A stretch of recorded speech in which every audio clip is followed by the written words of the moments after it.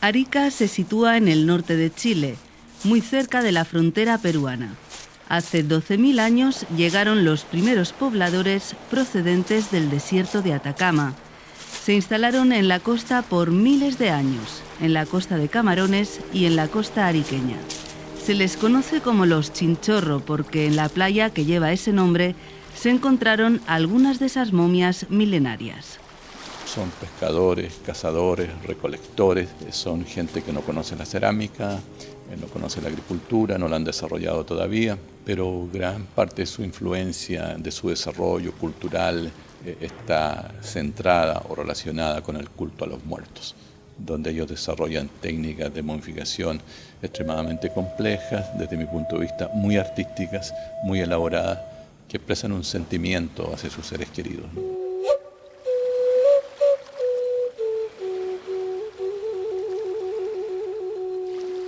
Bernardo Arriaza es investigador de la Universidad de Tarapacá. Nos recibe en el Museo Colón X, situado en las faldas del cerro, más conocido como El Morro. Allí se exponen algunas de las 300 momias que se han encontrado hasta ahora. Pero, ¿por qué momificaban a los muertos? Se cree que tiene que ver con una intoxicación. Resulta que en algunos de estos valles, sobre todo en Camarones, los niveles de arsénico son muy elevados, muy altos. Se encuentran a veces niveles de 1000 microgramos por litro de agua en el agua corriente, no de río, en las vertientes. Y la norma dice que deben ser 10 microgramos por litro de agua, y en Camarones es elevadísima. Entonces la hipótesis sería que las primeras poblaciones que llegan se asientan en este lugar y se empiezan a intoxicar, se empiezan a envenenar por su propio medio ambiente. Obviamente ellos no se dan cuenta porque el arsénico mezclado con el agua no tiene sabor, no tiene color, y además este elemento produce partos espontáneos, niños con bajo peso, y eso entonces implica una mortalidad perinatal, neonatal muy alta. Muchas pérdidas también de las madres que estaban ahí embarazadas, van perdiendo sus fetitos. Entonces yo creo que lo que pasa ahí es que las primeras poblaciones que llegan se asientan, van teniendo diferentes pérdidas, y por el cariño, por el dolor que sienten los padres, lo empiezan un poquito a pintar, a ornamentar, a poner tierrecitas de colores, para tenerlo seguramente cercano a ellos, ¿no? Inician así un arte mortuorio, son como estatuas acostadas, de todos los tamaños, con el rostro escondido tras una máscara. Nos recuerdan al cuadro El grito de Munch. Justamente el pintor noruego se inspiró de una momia peruana. Existen momias negras cubiertas por óxido de manganeso y momias rojas pintadas con óxido de hierro. Bernardo Arriaza. Removían los órganos que son de descomposición más rápida, como es el cerebro, los pulmones, los intestinos, todo eso generalmente lo removían.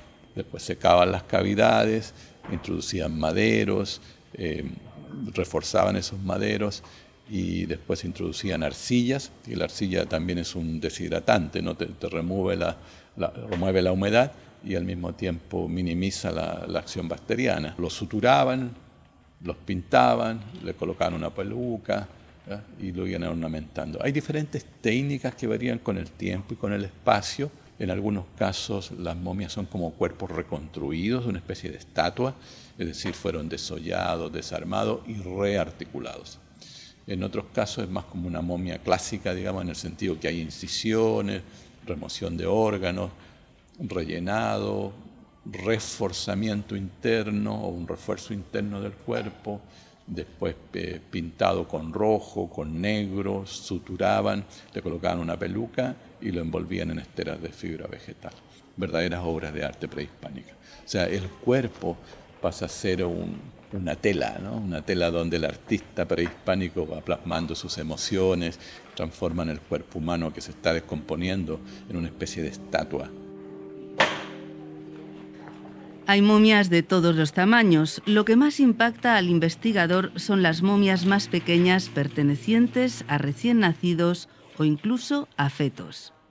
Parece una muñequita, ¿no? Que tienen como 12 centímetros más o menos, algunos o más chiquitos todavía, y cuando tú le haces una radiografía, un escáner, vas a ver que ahí dentro hay huesitos humanos, o los que están fragmentados, semidestruidos, puedes observar a ojo desnudo que hay restos humanos ahí, y algunos con peluca. Obviamente no es la peluca del fetito, no es la peluca de un adulto que alguien con mucho cariño la diseñó para ese individuo. La cultura del chinchorro es una cultura del subsuelo. Los restos no son visibles porque están bajo tierra y el trabajo arqueológico se hace excavando. Las momias chinchorro han destronado en el ranking de las más antiguas del mundo a las momias de Egipto. Bernardo Arriaza nos explica las diferencias, y la única no es solo que los egipcios usaban sarcófagos y los chinchorros las envolvían en fibras vegetales. Egipto tiene ya toda una sociedad muy estructurada, muy jerarquizada, con pirámides que son increíbles, ¿no? Templos increíbles. En cambio acá, para mí eso lo hace más atractivo que la antigüedad. Tienes pequeños grupos de pescadores que se van especializando y logran crear estas momias. En ambas culturas hay una intención de preservar el cuerpo humano, ¿no? Hay una intención de agregarle elementos aditivos, ¿no? Para pintarlo, ornamentarlas. Y las diferencias pueden ser que en el caso de los egipcios están utilizando natrón, que son sales. Acá están utilizando sedimentos y están utilizando arcillas y tierras de colores, pero son también elementos deshidratantes, ambos. Hay diferencias en el sentido que los chinchorros manipulan mucho más el cuerpo. A veces lo desarticulan, lo desarman y lo vuelven a articular. Los egipcios usaban bálsamos para recubrir, pintar, darle cierto aroma al cuerpo. En el caso de chinchorro no hay tanto de esos aditivos aromáticos, ¿no? Las momias chinchorro ya forman parte del Patrimonio Mundial de la UNESCO desde el 2021, gracias al trabajo, entre otros, del profesor Arriaza.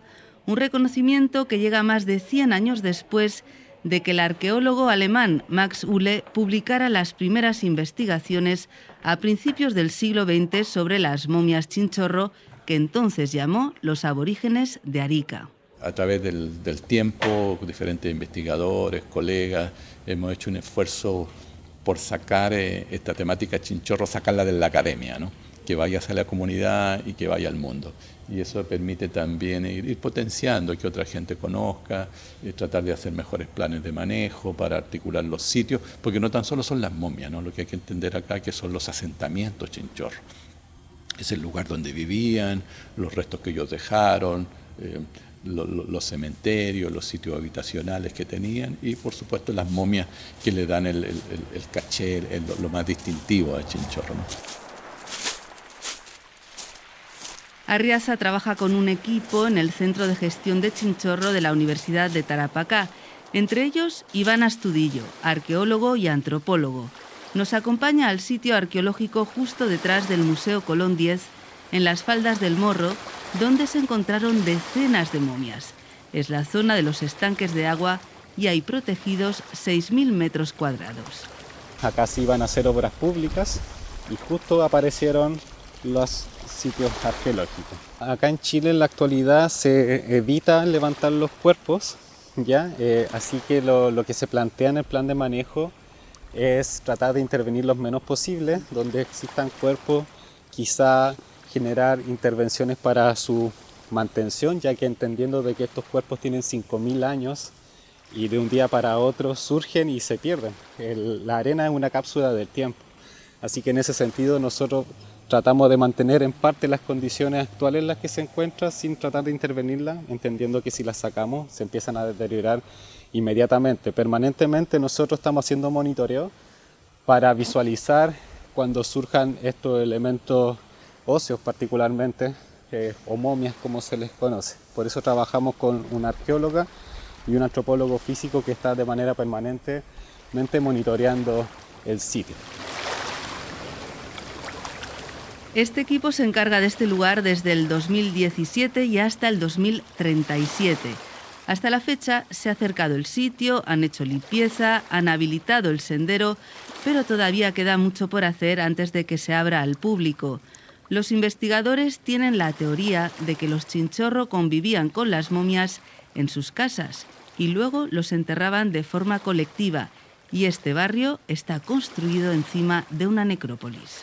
Todas estas casas están encima de estos cementerios, así que existe una coexistencia entre la población moderna con estas poblaciones milenaria. Es súper interesante también la relación que se da entre ellos. ¿Ya? Lo bueno es que también la gente ha empezado a adscribir un poco el tema Chinchorro, ya que este barrio es relativamente reciente, a partir de los años 50, y claramente la identidad que tenía el barrio previamente a Chinchorro estaba todo relacionado con la Guerra del Pacífico, ya que justamente en este sector se libró la batalla del asalto y toma del Morro de Arica, que es como un hito súper importante para la región, y parte de la identidad está basada en eso. Ya en los años 80, 90 se empieza a resurgir Chinchorro, las instituciones empiezan a valorarlo un poco más y las personas empiezan a adscribir también Chinchorro, a tal punto que en la actualidad en nuestra región ya es un símbolo identitario de este territorio que lo diferencia de las otras regiones de Chile y también de Perú.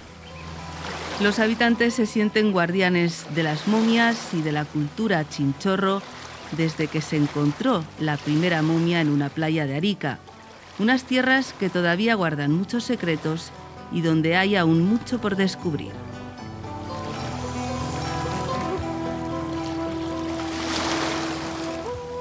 Pierre Sanuto estuvo en la realización técnica. Arica, Chile, Aida Palau, Radio Francia Internacional.